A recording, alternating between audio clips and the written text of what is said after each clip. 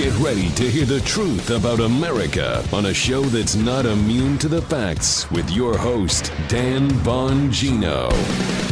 Folks, this is going to be the definitive guide. You know, they have those things like, the definitive guide, for idiots of, well, this is for non-idiots, or else it'd be a show directed at liberals. This is for a smart audience, my audience, the conservatives. If I was doing a liberal show, I'd have to put the idiots disclaimer in there.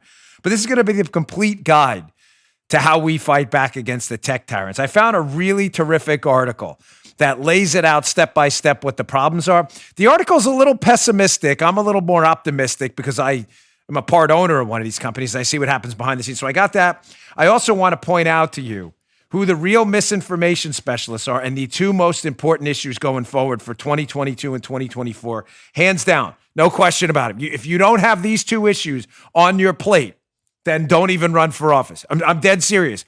Serious as a heart attack. Please don't run for office. Today's show brought to you by ExpressVPN. Ladies and gentlemen, get a VPN today. Don't wait. Go to expressvpn.com/Bongino and surf the web in peace. Welcome to the Dan Bongino Show. Let's get right to it. One more thing. I have a special announcement by my daughter at the end of the show. You're like, your daughter? Yes, it's important. I really appreciate it if you guys could help us out, me and my daughter. So stay tuned to the end of the show. We'll just bring her waltzer right in here. All right, let's get to it. Today's show brought to you by, again, our friends at ExpressVPN. You hear them at the beginning of every show. Why? Because, listen, I love them. I like to surf the web in peace. I don't know about you. How'd you choose which ISP, internet service provider, to use? The sad thing is most of us have very little choice because they operate like monopolies in the regions they serve. They use this monopoly power to take advantage of customers. Data caps, streaming throttles, the list goes on and on and on. But worst of all, many of these ISPs, they log your internet activity, and they sell that data to big tech companies or advertisers. Don't let that happen. Prevent them from doing that and seeing your activity using a VPN. We use ExpressVPN. What is ExpressVPN? It's a simple app for your computer or your smartphone that encrypts all of your network data and tunnels it through a secure VPN server so that your ISP can't see any of your activity. Nice. Think about how much of your life is on the internet. Sadly, every site you visit, video you watch, message you send is tracked by these ISPs who can then sell your information for profit. That's why I recommend and use ExpressVPN. It's the best way to shield your online activity from the ISPs. Just download the app, tap one button on your device, you're protected. ExpressVPN does all the work without slowing down your connection. Ours is lightning fast. That's why it's rated number 1, not number 2, not number 5, number 1 by CNET and Wired. Stop handing over your personal data to ISPs and other tech giants who love spying on you, mine your activity, and sell it. Protect yourself with the VPN we trust to keep our information in this house out private. Visit expressvpn.com/Bongino. That's expressvpn.com/Bongino. Get 3 extra months free. Go to expressvpn.com/Bongino right now to learn more. All right, Joe, let's go. Little earpiece. This is how I talk to Joe. Little earpiece. Sometimes it falls out. Can't have that. I'm used to earpieces. That's why I'm deaf in that ear. My prior line of work all day, people yelling in your ear. What's the ET? I'm screaming in my ear. So my left ear is like a empty cave. Nothing actually works in there. I got to put it on full blast.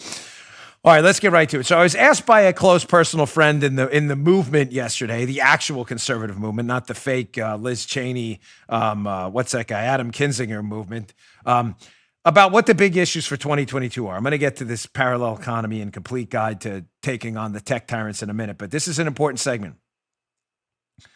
Folks, the two biggest issues, if you're not going to run on these in 2022, the election's coming up, and you're not going to run in 2024, and I don't just mean for president, I mean for Congress, state house, state senate, city council. If you're not going to run and make these issues part of your agenda, then please don't run. I'm asking you as a favor. I'm not trying to be a jerk. You're just not serious. The two biggest issues I told her, and I meant it, are election reform, number 1. If we can't reform our elections, it's all for naught. What happened in the last election was a disaster. Unconstitutional, non-legislative changes to election law at the last minute, mass mail-in balloting, no fraud controls, drop-off boxes, ballot harvesting. It's a recipe for disaster.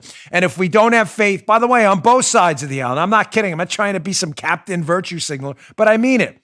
If we don't have faith on both sides of the known political aisles now that elections actually mean something, then you have a real big problem in a constitutional republic. Can we all agree on that? Can we all for a moment put aside our friction, our head banging, our knuckle slamming, and just say, yeah, that's probably a good idea. That we all have faith that elections have integrity, that they're free, and that they're fair. There's always going to be a degree of fraud. There's no doubt about that. But the goal is to keep the fraud to a minimum so that it doesn't in turn impact elections. There's always never going to be a way to eliminate all fraud, but we should be trying. Is that a fair statement? Okay, good. So that's issue number one. If you're not running on elections reform, again, please do us all a favor and don't waste our time. Number two, big tech tyranny, free speech, and misinformation campaigns by the left. The left, I thought they said we're the ones, but no, the left are the ones engaged in misinformation campaigns. If you're not running against big tech tyranny and the silencing of free speech and the mounds of misinformation coming out of the left-wing media, please, again, go run on the Democrat side. Don't waste our time. We don't need you. I'm not trying to be a jerk. I can't say that enough. I'm just trying to be a realist, and I'm not interested in nicey nice anymore. Oh, but Dan, the Republicans and all that, I don't care. I'm not interested. Liz Cheney may be very nice. I don't care. But please, I heard she already has a primary opponent, by the way, which is terrific. Now we need to line up Kinzinger's primary opponent, Nancy Mace. I'd like to see a primary opponent for Crenshaw, too. Sorry, they're all very nice. Some of them got incredible CVs. Time to go. So election reform, big tech, free speech attacks by big tech and misinformation campaigns. Why? Because this is getting worse. Let me show you a video quick of MSNBC's, a legendary grifter, by the way. And I mean legendary. Like in the Mount Olympus, baseball grifting Hall of Fame in Cooperstown. Is there a grifting Hall? I don't think so. I think the Hall of Fame is a standalone entity. But if next to it, Joe, you had a grifting Hall of Fame, there is no question the first plaque for grifters would be Nicole Wallace from MSNBC, who couldn't hack it as a Republican strategist because she was such a failure. She wound up going over to MSNBC and selling her soul to the highest bidder. Legendary grifter. Here she is on MSNBC. Here's a video of her calling again. Hilarious. This is the network that promoted the whole collusion hoax, Spygate was fake. The biggest ridiculosity in humankind, MSNBC, a disgraced network. Here they're promoting mass censorship, and grifter Nicole Wallace, she's all in. And if we get enough Republicans who are willing to do that, I think the combination of what Joe Biden can do, what can be done through policy, what can be done with tech companies, and hopefully what at least a somewhat more responsible Republican Party can do, can begin to drain the toxicity out of our democracy. When two former West Wing staffers talk, we always talk in lists. You gave me three things I want to respond to. Let me start with your last point about Republicans telling the truth. It would be my policy that a Republican must assert the truth before they're allowed to share any other views. And Lindsey Graham, I understand, appeared somewhere today and refused to really go far enough in beating down the lie. I want to read you something Tom Friedman wrote, though, about social media companies. He writes this: Mark Zuckerberg and Sheryl Sandberg have to surprise us by once and for all stopping the elevation for profit of news that divides and enrages over more authoritative, even-handed news sources. Why? That does not seem out of reach. If we can protect against counterfeit dollar bills, we should be able to protect against fake news that we now know has the potential to kill people, as it did 2 weeks ago. Again, hat tip, by the way, Media Research Center, Newsbusters. This is the network that called the burning down of American cities peaceful protests and promoted the PP collusion hoax. Noted grifter. Again, Hall of Fame level grifter, Nicole Wallace. Joe, she wants a truth committee. A truth committee. Yeah. How's that going to work? Is it going to be like the Green Lantern Corps or something? Like you sit there on these elevated platforms and you look down. Nicole, who sits on the truth committee? Joy Reid? Nicole Wallace. Chuck Todd? Silver medalist in the Dopey Olympics. Brian Stelter, Mr. Potato Head, gold medal winner in the Dopey Olympics. Who sits on the Truth Committee? All grifters. One was a coffee boy. One has, listen, I'm not one for fame, but if you're going to grow facial hair, do it right. Chuck Todd. Chuck Todd, he looks like a sniveling buffoon. That's the Truth Committee. These were the PP hoaxers. This is a joke. Then they want social media to wipe you all out. So there you go. Legendary grifter Nicole Wallace calling for mass censorship, a joke of a human being. Here she was talking to Ben. I love it. She says, and when two White House staffers are talking, you're so important. What are we, two idiots, you and I, Joe? What do we know? We're not White House staffers like her. This idiot fell for the PP hoax, and she's talking about herself as if she's some kind of like 7-digit IQ intellectual titan we should all be looking up to. Here's Ben Rhodes on this segment as well. Ben Rhodes, you remember Ben Rhodes? This is hilarious. Ben Rhodes, former fiction writer, never had a serious job in his life. Here's Ben Rhodes, who used to work for the Obama administration as the Ben Rhodes, who was the captain of the disinformation brigade. I'll show you that in a minute. I can prove it. Here's Ben Rhodes on the same segment. He wants us all. I'm laughing because this is from a guy who already admitted being a disinformation specialist. I'll show you his quotes. Ben Rhodes, former Obama flack, talking about, Joe, how we all need to be detoxed. And he's not talking about methadone clinics or something like that. He's talking about like information detox. Check this guy out. I think the other issue of Homeland Security, as John pointed out, yes, there's a security issue. How do you identify armed militias who are intent on doing harm? But there's a broader societal issue that it's going to take many years to detox the disinformation, the lies, the hate that has been spread. A whole segment of the American population has been radicalized by what has happened over the last 4 years and by the fact that Donald Trump is no longer there. They can no longer see Donald Trump kind of representing their grievances in the highest office. And so those grievances are going to go back underground. And I think there's a lot of work to be done to deal with the broader societal issues that go beyond what even national security, homeland security professionals could do. Ben Rhodes. Ben, there is nothing more Remember those priceless commercials? Priceless. There is nothing more priceless than grifter Nicole Wallace, an absolute failure of a human being who couldn't hack it on one side, so sold her soul to the other side to get on MSNBC. There is nothing more hilarious than a gold medal winning grifter with a gold medal winning liar, Ben Rhodes, on the same segment talking about what, Joe? Truth commissions and detoxing people from misinformation.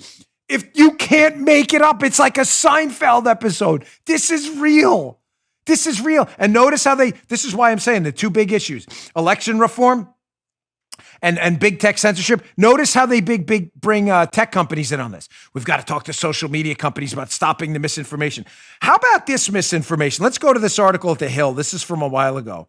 Parler was like this morning, this article's from a while ago. Yeah, it's for a reason. Here's an article from Hill. Speaking of misinformation specialists like Ben Rhodes says we need a detox from, we should get a detox from Ben Rhodes. So The Hill by Joe Concha, good friend, good man. He says, where's the outrage over Obama's fake news peddling? This article's from 2017? 16, sorry. Kathy B from 2016. Who are they talking about, Joe Concha? It wouldn't be Ben Rhodes who's worried about, who's very concerned about detoxing Trump supporters from misinformation. What if I told you Ben Rhodes already admitted publicly to being a misinformation specialist? Wouldn't that be kind of weird if he was on a segment about misinformation while admitting to being a misinformation guy? Remember this one? Check this out from the Hill piece. Example number 1 was revealed earlier this year. This is from this piece in the Hill from a while ago. When Ben Rhodes, the brother of CBS News President David Rhodes, literally bragged to the New York Times about how easy it was for the administration, the Obama administration, this is great, to dupe reporters when shaping a narrative to their liking. I don't know, Joe, that sounds like misinformation to me. He goes on, here's the quote, right? In case you think I'm making any of this up. Ben Rhodes, misinformation specialist, quote, all these newspapers used to have foreign bureaus, Rhodes told the Times in May. Now they don't. They call us, the Obama administration, to explain to them what's happening in Moscow and Cairo. Most of the outlets are reporting on world events from Washington. The average reporter we talk to is 27 years old, and their only reporting experience consists of being around political campaigns. That's a sea change. They literally know nothing. This is great. Ben Rhodes admitting reporters are idiots. His quote, They literally know nothing, which would, the equal sign, not the squiggly equal sign, where it equals but may not equal, roughly equals, two straight lines. They literally know nothing, is Ben Rhodes' quote, talking about the media, equals idiots, right? Idiots know nothing. Is there a definition of idiots who know a lot? I don't think so. I think the definition of idiots would be know nothing. Idiots, imbeciles, morons, whatever word you like, and is more, takes the edge off for you. So Ben Rhodes admits in the same quote that he lies to reporters because they're idiots. You read it yourself. Yeah. All right, Joe. Audience, I'm not crazy, right? It was there, bro. It was. Thank you, Ben Rhodes. Ben Rhodes is now on with Grifter Wallace, Nicole/Grifter Wallace, talking about how they need to detox people from misinformation. Is this real? Is this really happening? Is this like, are we living in like Willy Wonka's chocolate? Willy Wonka. Are we living in crazy land? Like, am I living in the real world? They want social media companies to wipe conservatives off the face of the earth. They want truth commissions, book burnings, secret police to spy on us, re-education facilities, and detoxification programs run by the same people who admit they pump misinformation to stupid people in the media who don't even know it's misinformation. Maybe we should have media, even though Ben Rhodes thinks they literally know nothing, i.e. they're imbeciles, the media people. Ben Rhodes said it. They do literally know nothing. Ben Rhodes and I rarely agree, but he is right. And when I ran for office, I used to interview media people all the time. Trust me when I tell you, they are the dumbest people on planet Earth. I'm not talking about the entirety of them. I'm talking about if there's a probability equation. If you have a group of carpenters, architects, pilots, and plumbers and media people, and you were rolling the dice, and you had to pick one of them and say, if you ran into an idiot with a double-digit IQ, you'd win $1 million, your best chance of winning is to go talk to the media group. 100%. 100% you will win that $1 million. I have a lot of experience with them. Some of the dumbest people on planet Earth. One of them one time accused me of not having a lot of small dollar donations because she didn't see it on my FEC filing. Apparently, she was unaware that people who donate less than $200 or a certain amount, whatever it was at the time, don't appear on the FEC filing. She didn't even know that. It's a real story. She was totally unaware. She was like, oh, really? Oh, yeah, maybe the premise of your story's wrong. Oh, no, I'll leave it up. Of course you will. You literally know nothing, like Ben Rhodes said. Now, showing you how the media knowing nothing and being imbeciles most of the time, not all, but most of the time, is really affecting America and is allowing left-wing lunatics and big tech to influence media people because they don't know anything. Proving to you, like I believe in data and statistics, how the media's credibility's in the can because they're too stupid to sift fact from fiction and too biased. Here's an Axios story I'll put in the show notes. We're running at BonginoReport.com too. Axios, who once in a while does journalism. This is fascinating. Media trust hits new low. This is from today. By the way, by Felix Salmon. Joe, listen, none of this is like saying water is wet, white out is white, and the sky is blue. Like nobody trusts. 56% of Americans think the media feeds the misinformation in this new survey. Yet the media doesn't care. They literally have one job to give you the facts, and it doesn't bother them one bit that the overwhelming majority of people, you can't get 56% of people to agree on anything in America. They do agree on one thing, that the media is full of it. Shh, if you get it. And the media sees no problem with this at all. No problem. They think everything's okay.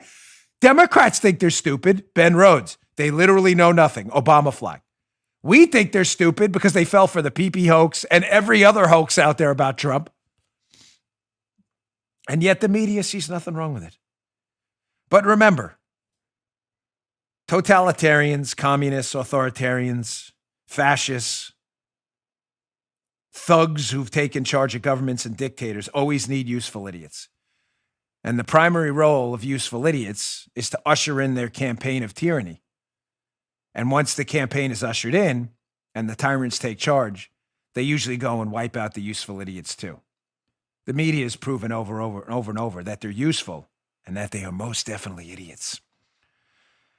I'm going to get to my second sponsor, but I want to show you again how they're the source of misinformation, how they're trying to get big tech to do their dirty work, and how, as I just said to you, when the tyrants take charge, they come for the useful idiots next. And the useful idiots, because they're idiots, are too stupid to see it.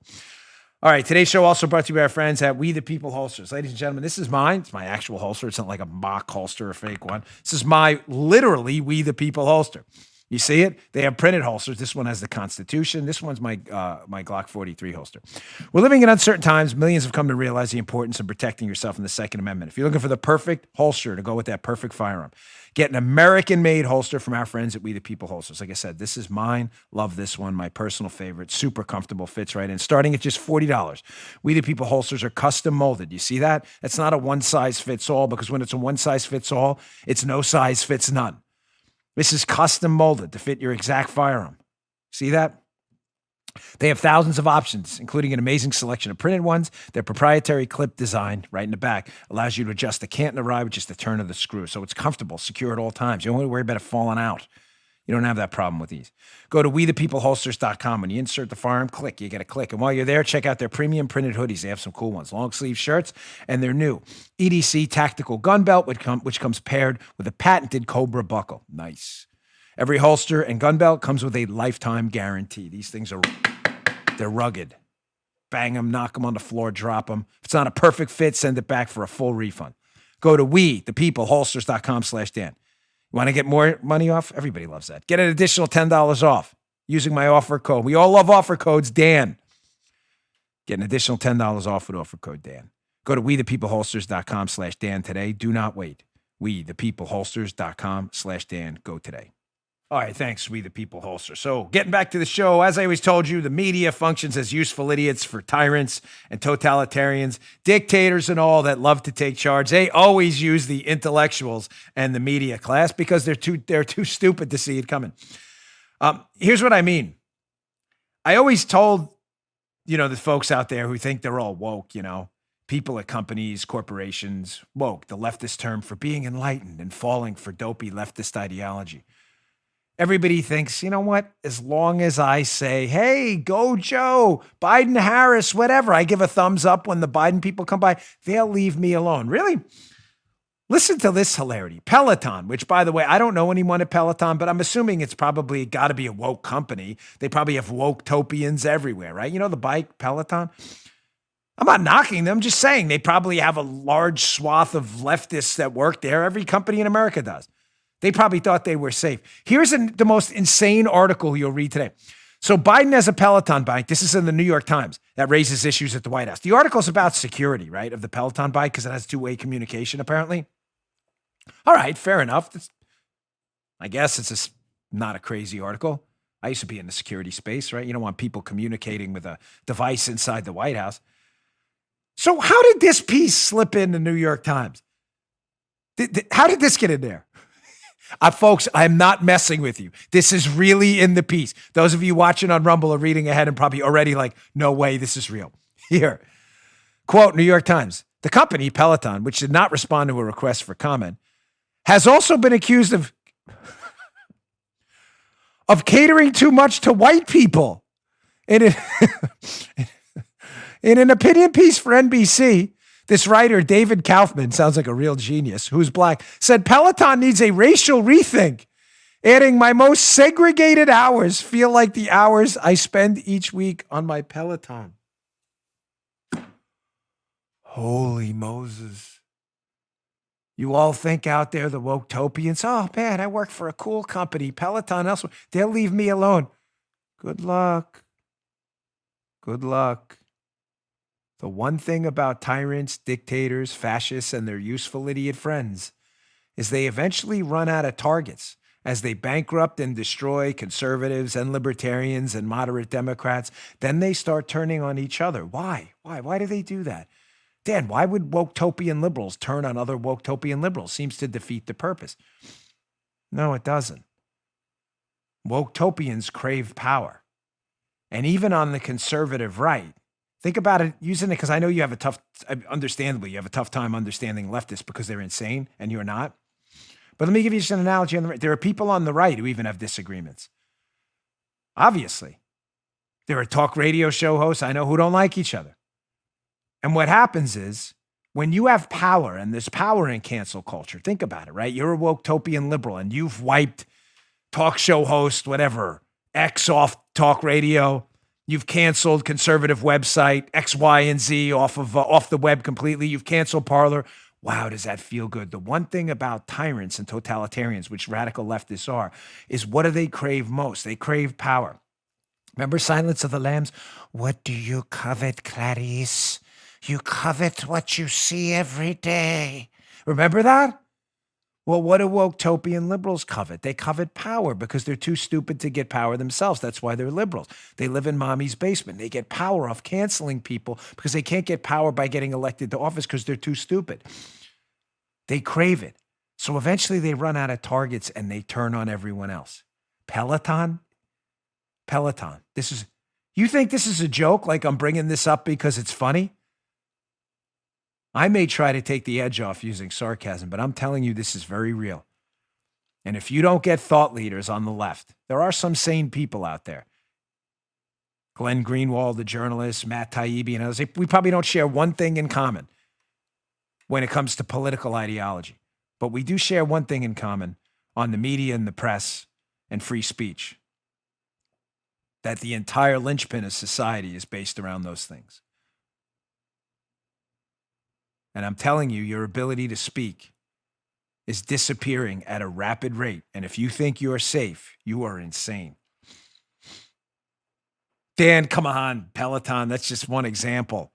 I mean, the Democrats are always safe with Antifa and BLM. They'll always be their shock troops. They'll never turn on them. Ha! Didn't take long. Here's video. Hat tip Julio Rosas for this terrific video at Town Hall. Here's Antifa. Yesterday, I thought they won. Biden's the president. They effectively have control of the Senate. They have control of the House of Representatives. They won. I thought they won. Here's Antifa attacking a Democrat headquarters building and breaking the windows. Not a joke. This is yesterday. Check this out. I didn't see anyone.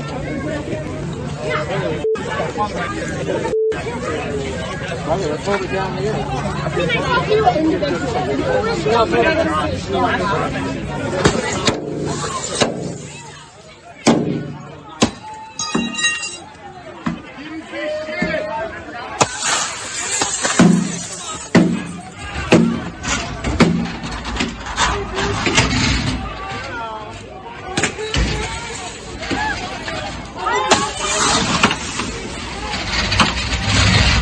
Now, if you're watching on Rumble, you're like, why is that all blurry? Well, Joe had to blur it out because Antifa thought it would be a good idea in a Democrat headquarters building to spray paint on the windows F stuff, F this, F that, because they're Antifa.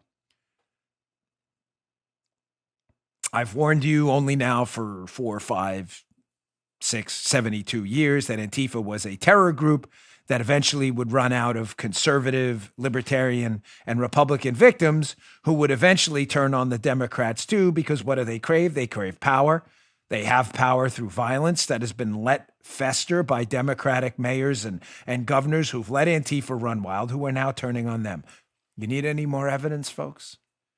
We'll keep showing you this to prove my point that it's only a matter of time before the woke-topians get attacked themselves. Sorry, I warned you.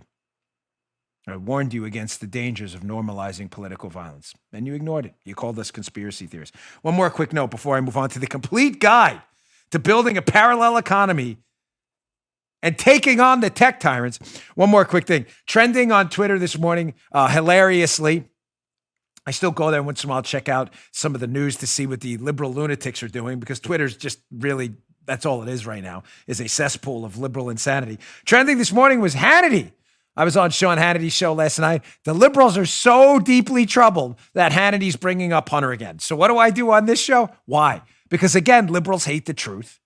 Ben Rhodes is already admitting it. They literally know nothing, so we just lie to him. So they hate the truth. So Hannity brought up Hunter's laptop, which again, I told you yesterday. By the way, I'm not suggesting anything's going to happen. Justice is dead. Forget it. If you do not pin that on me, I'm done with the Justice Department. They're totally useless. Got it? Everybody clear? I'm not suggesting to you anything's going to happen to Hunter. I'm simply suggesting to you what's on his laptop from what I've heard and Hannity heard. I haven't seen it. If I saw it, I'd give it to you. I'm not doing some like, wait till tomorrow on my show. If I get it, I'll put it out. I'm telling you what I've heard about Hunter's laptop and Hannity's heard and others have heard because they've seen it is disgusting. I don't only mean disgusting like taking money from China and Russia. I mean like disgusting like, whoa, what is he doing in that picture? And who is he doing it with?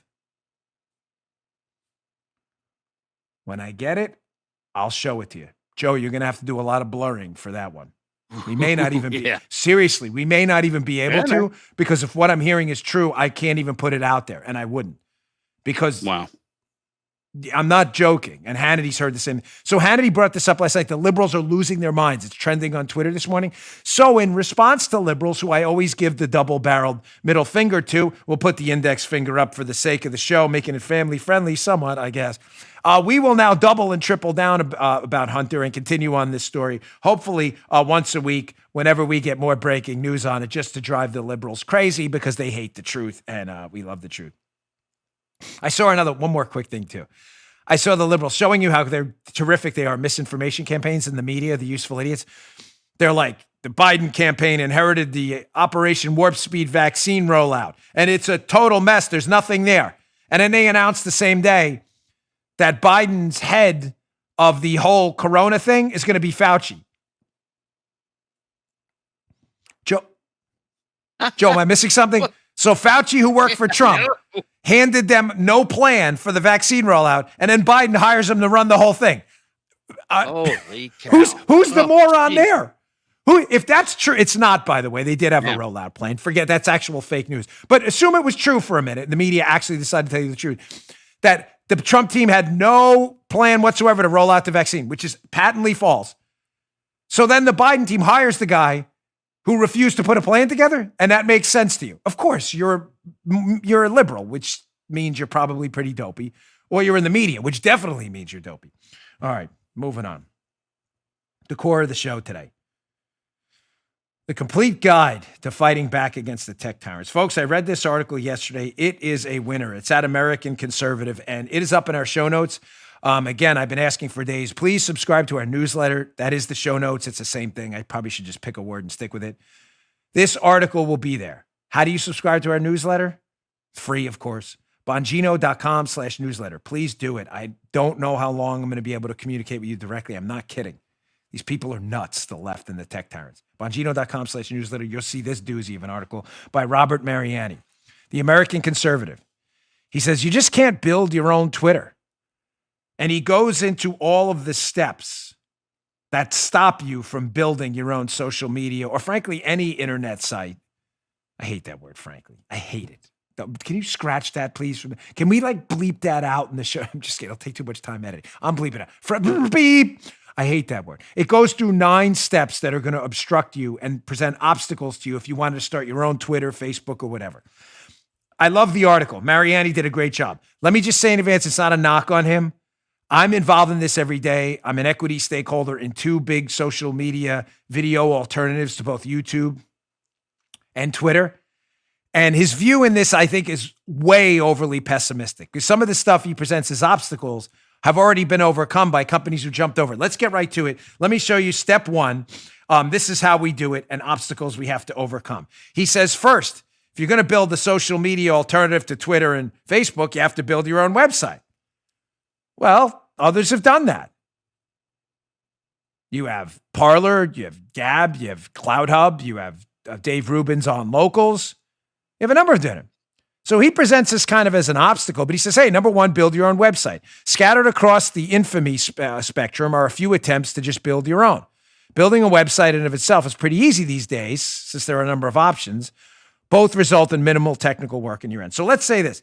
We'll go through the steps, how to construct this parallel economy and get away from them, get away from the tech tyrants, the liberal lunatics, and the media useful idiots. So step 1, we have to build our own websites for whatever it's going to be.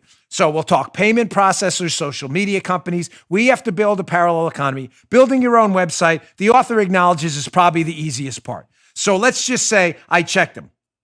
Check.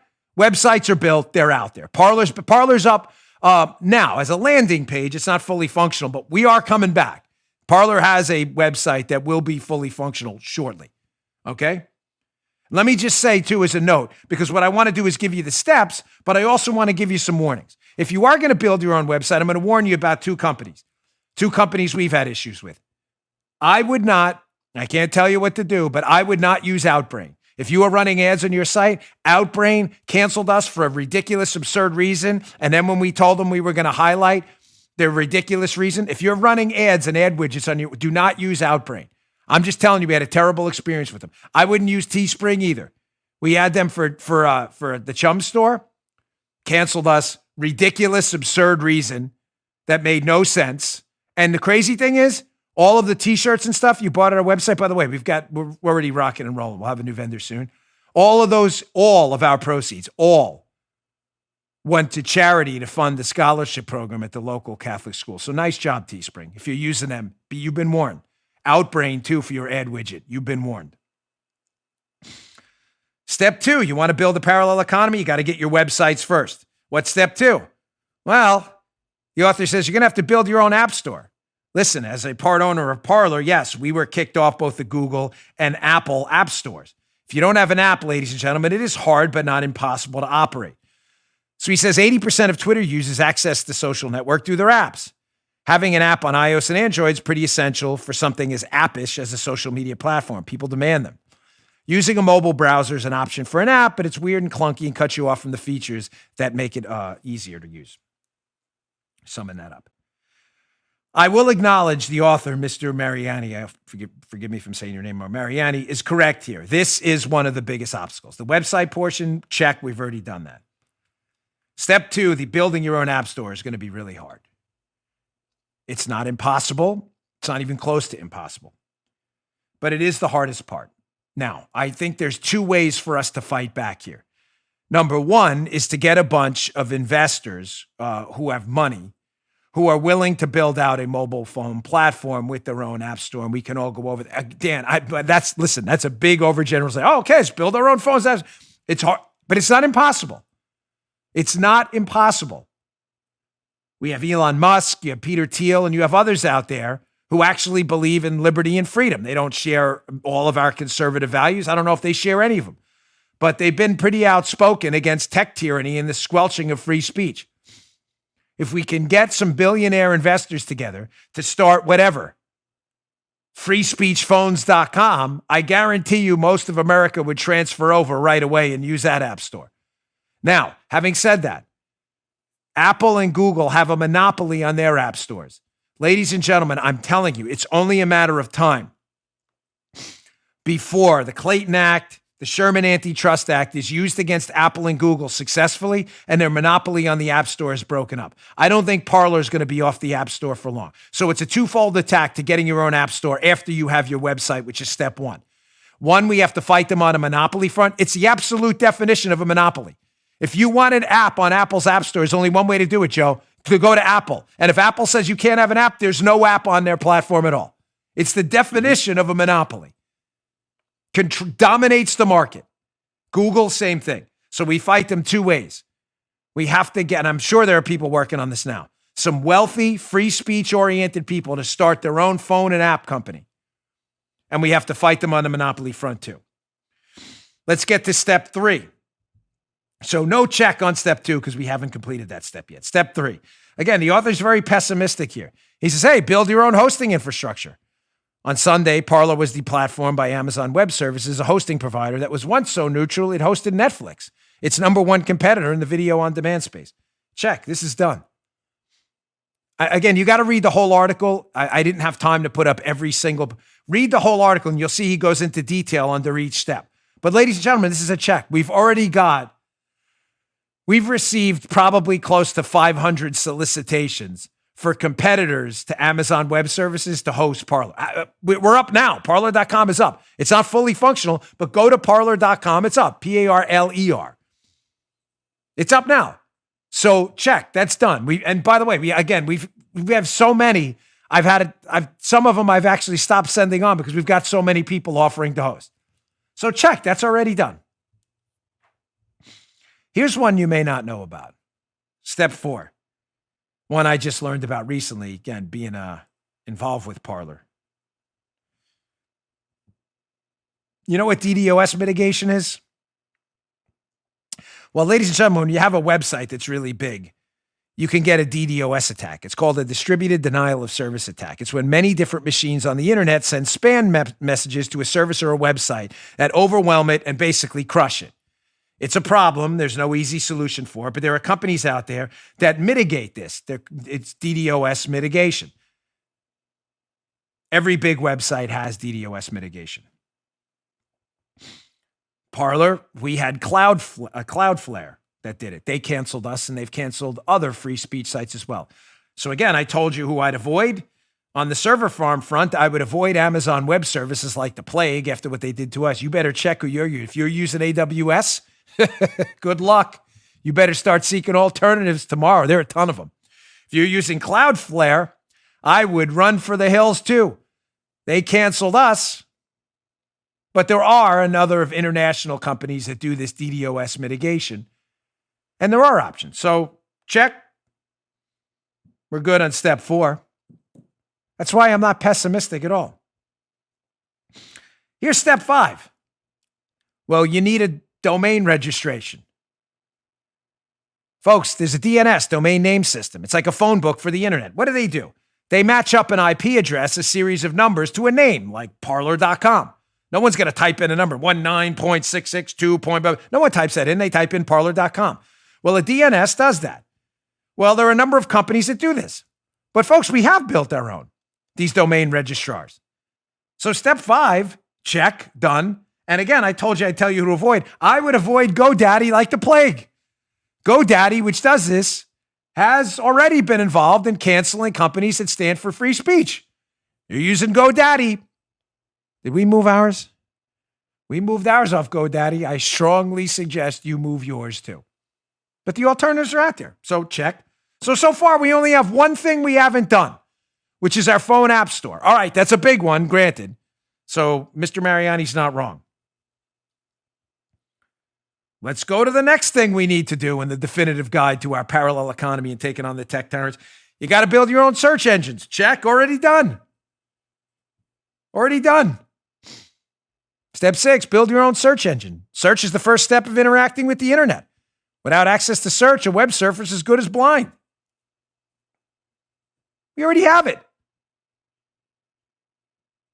There's a ton of alternatives to Google.com. DuckDuckGo, there's a bunch of them. They're already out there.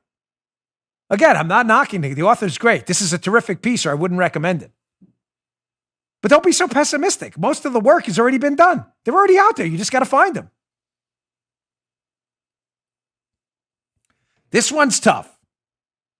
Here's the next step in our construction of a parallel economy free from tech tyrants, communists, and internet dictators. You need a payment processor. This is a rough one. Step 7, build your own payment processor.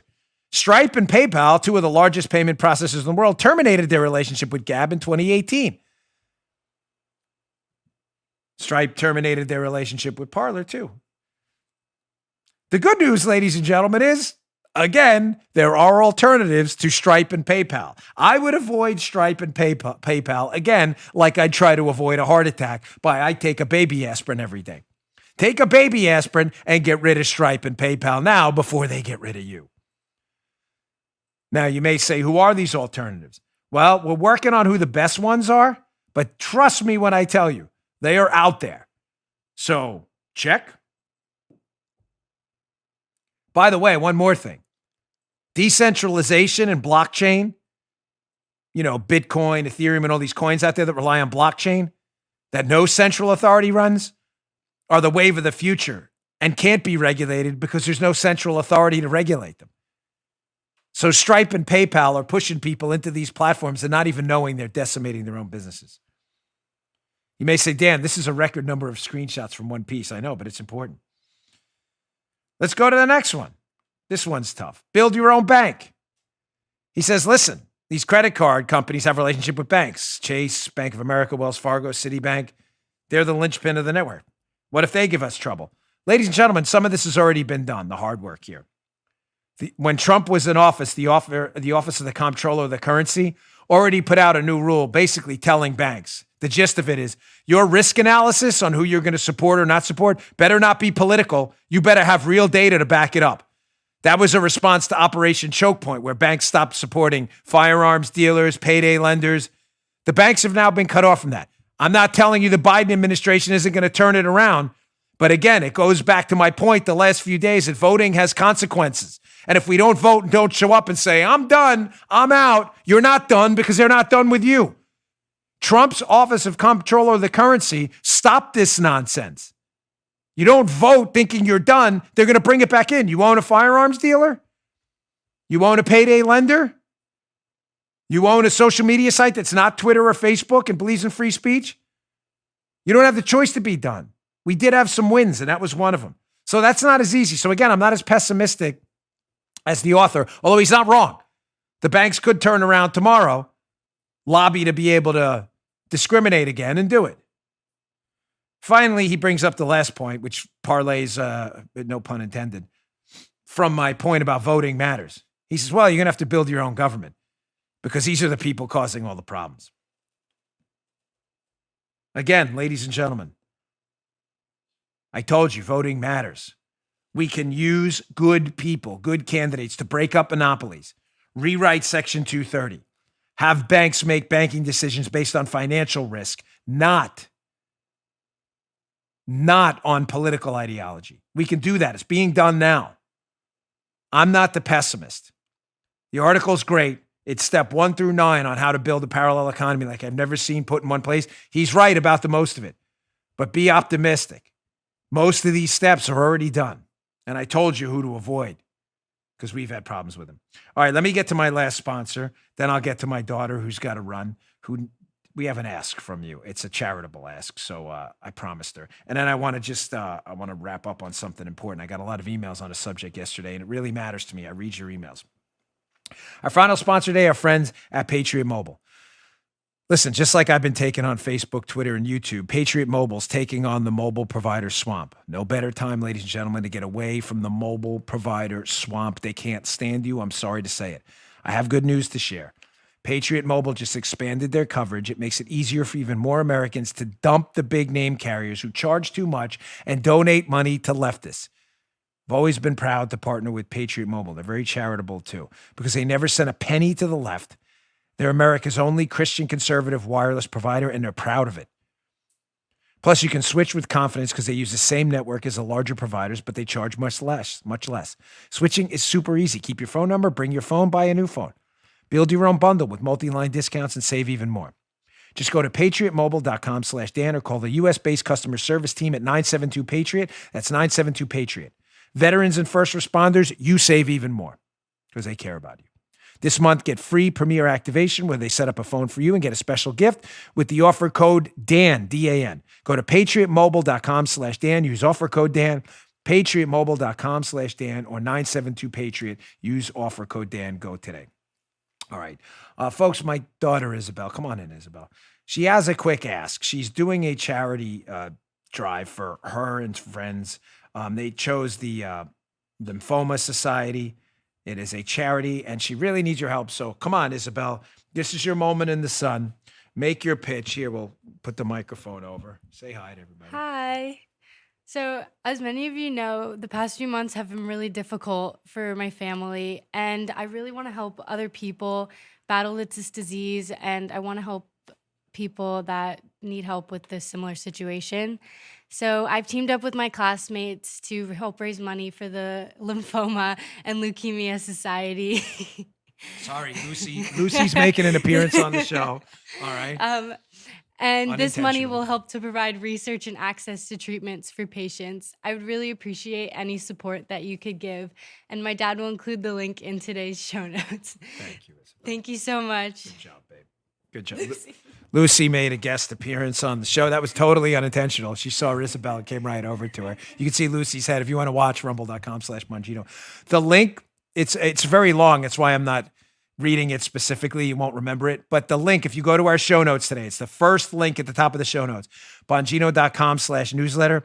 Anything you can spare, $1, $10, $100, whatever you can spare. Isabel, it's her heart's in it. Obviously, we've been through a lot in this, so we really appreciate it. The link will be in the show notes today to help the Lymphoma Society raise some money there. So thank you, Isabel. We appreciate it. Good job, sweetheart. Thank you very much. All right, so getting back to the show, I got some important stuff to get to. So I got a lot of emails yesterday. I hate the word got. Received a lot of emails yesterday. A number of people, I talked yesterday about the third party problem. How creating a third party, whatever you want to call it, the Patriot Party, whatever it may be, would be a disaster. It is a strategy for failure. It has never worked because it can't work and it defies simple math. And I'm very sorry. Nobody knocks weak-kneed Republicans more than me. I opened up the show with it today, but I don't believe in strategically planning to fail. I'm very sorry, but it's not my bag of donuts. I need to be shown evidence that there's a strategy for success there, and there isn't. So I went into a number of things, how we have winner-take-all congressional districts. Winner-take-all. You have zero chance of winning swing congressional districts by running a Patriot Party candidate and a Republican, because they'll split the vote and the Democrat will walk away with 47.2%. You'll lose every district. You will get nothing. Zero. Not only that, when those representatives, so say the Democrats win 300 seats, which is possible in the House of Representatives if there was a third party running across the country that was conservative leaning. Say they win, they'll probably win more. Then you say, well, we'd win the presidency. No, you won't, because that would split the vote too. And even if you manage to get 33% of the vote, you still wouldn't get to 270, which is the electoral votes you need to be the president as a Patriot Party candidate. And where would the election go? The election, if you don't get to 270, Joe, goes to the House of Representatives. Each state gets a pick. Ladies and gentlemen, each state is dominated by Republicans and Democrats in the House of Representatives who just wiped you out in the congressional elections because you split the vote there too. There's no chance. I am sorry. 90% of people sent me emails saying, probably more, Dan, thanks for the info. I like your strategy better. It's our party, the Republican Party. It's ours. We built it. Why are you giving it up? Why would we give it? I don't understand. What strategy is that there? I have a better strategy for you. Run Patriot candidates in primaries and just get rid of these people. When we don't split the ballot. We already have a candidate running against Liz Cheney. He's a state senator from Wyoming. Why would he start his own party to run? It doesn't make any sense. It's a strategy for failure. It's our party. Take it. We built it. But about 5%, maybe 7%, I don't know, the emails were, I get a lot of them. No, Dan, I'm done. We've been told that in the past. Well, you've been told a lot of things in the past, ladies and gentlemen. The world's not a perfect place. I'm really sorry. But I'm done is not a strategy. The left understands they have to fight in three fronts. In elections, in the courts, and in the free market economy where they engage in boycotts. You have to fight back in all three. We did really well in the courts. That's why the left are moving to boycotts in the free market economy. And they're engaging the tech tyrants to stop what they can't get passed or ruled on in the courts. The left has not done spectacularly well in national elections. The House, it almost went back to the Republicans. The Senate's 50-50. Yeah, we lost the presidency, but we got a record number of votes. That's why they're focusing now. You get it? The left has a three-pronged strategy. They always have. Win elections.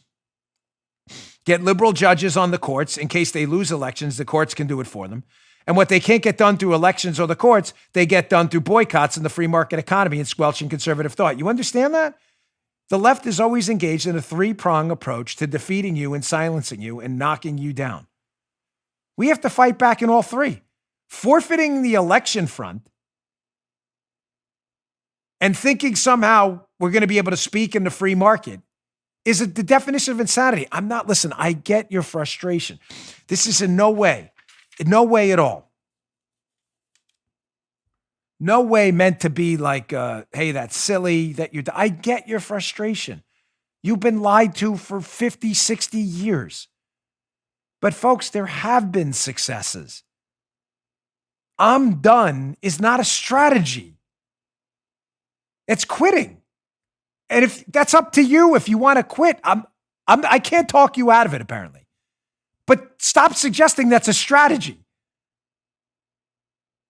I gave you the math on a third party. It won't work because it can't work. There's no math for it. It's been tried.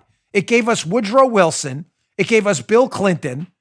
And examples, there is no successful example of this working. And it was hilarious. Someone sent me an email talking about the Whigs. The Whigs. Your example is my point, not your. The Whigs don't exist anymore. What's your next example? The Bull Moose Party? Your example's mine. You tried it and it failed.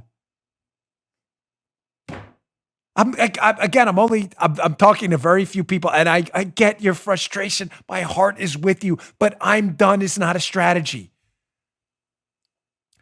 The Tea Party in 2010 had some real successes. Were they long-term? No, but listen, this fight is not short-term. It's always long-term. We got the Budget Control Act. They got the sequester. They stopped a lot of Obama's radical nonsense. You had the Reagan years, 1980 through 88, an exploding economy. We even had some successes under Bill Clinton, who was no conservative, but government spending was lower as a percentage of the economy than it is now. And in gross numbers, obviously. Why are we giving that up? The Trump years, we had tremendous successes. 234 judges appointed to the judiciary that's going to rule on your life. You want your case heard in front of an Obama judge? Good luck. 234 judges. Tax cuts, exploding economy before the plague hit. Deregulation. Middle East peace deals. The OCC thing I just told you about, where banks now aren't going to be able to cut off your firearms shop because they just don't like you. Those are successes. You want to just give them up because you're done? And you want to engage in a futile strategy to basically hand every branch of government to the Democrats? I'm not done. I'm very sorry. I'm not done. And I'm just, I don't know. I'm never going to be part of that. And I'm really sorry if you bought into that. Thank you for your emails. I respect your opinion. I value it. I'm not trying to sound condescending at all. But I'm very sorry you're wrong. I'm done is a statement. It's not a strategy. And the left isn't done with you. We need to take back the Republican Party today. We have 75 million people who voted for Donald Trump.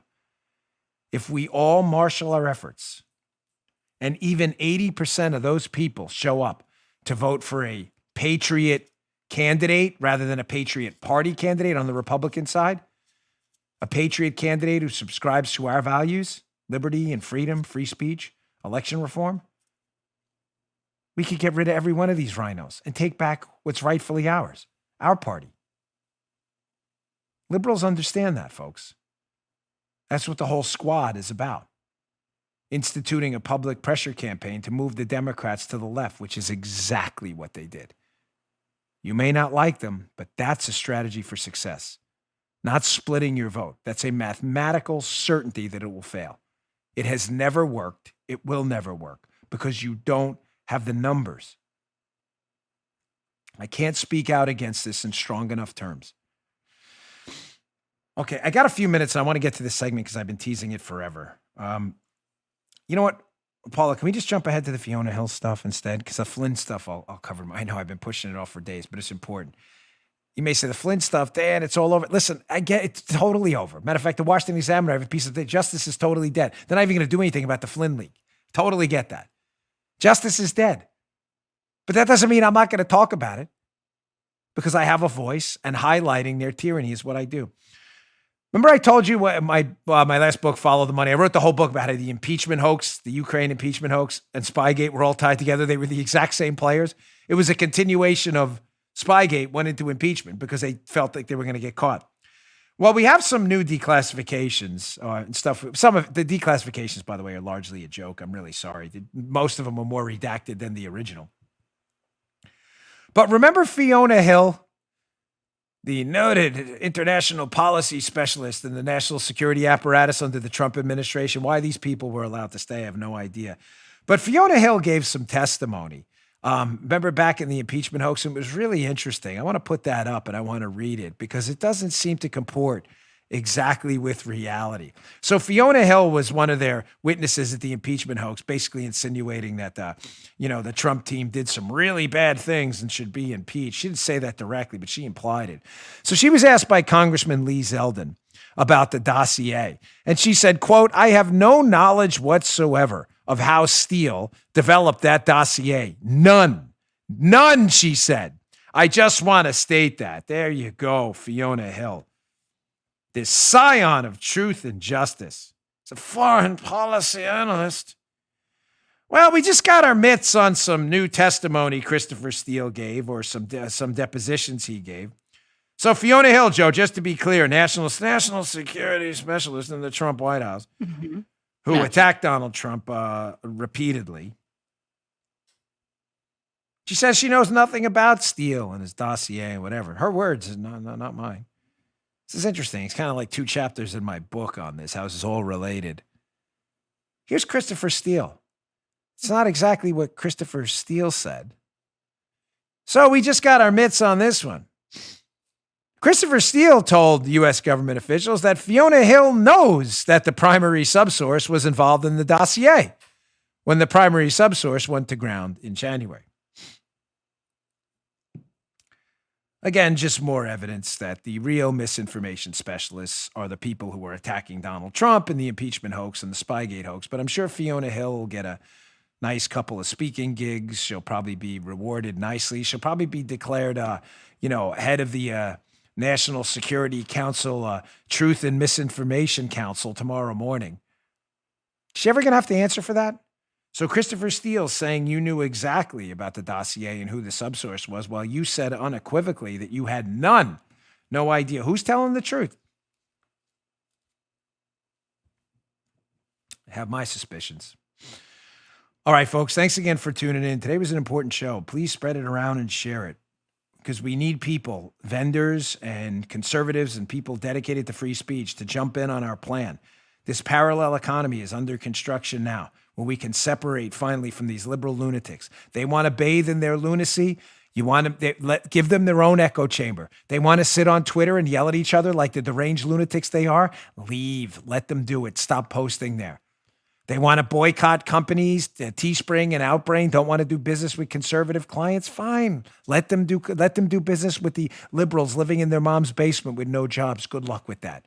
Conservatives actually have money. We work for a living. GoDaddy, all these other companies, AWS, Amazon Web Services, let them do business with liberals only. By the way, awfully convenient that Amazon just finally found the distribution mechanism to help the Obama administration with the vaccine. Weird. Did that same offer go to Trump? Who knows? All right, folks, thanks again for tuning in. Please check out my show on Rumble, rumble.com/Bongino. Please don't watch on YouTube. Rumble.com/Bongino. It is the free speech alternative to YouTube. Well over 1 million subscribers. Subscribe today. It is free. It doesn't cost you a dime. Rumble.com/Bongino. Go today and get your news every morning from BonginoReport.com. BonginoReport.com. It is the best news aggregator in the business, the best conservative news of the day. BonginoReport.com. See you all tomorrow. You just heard Dan Bongino.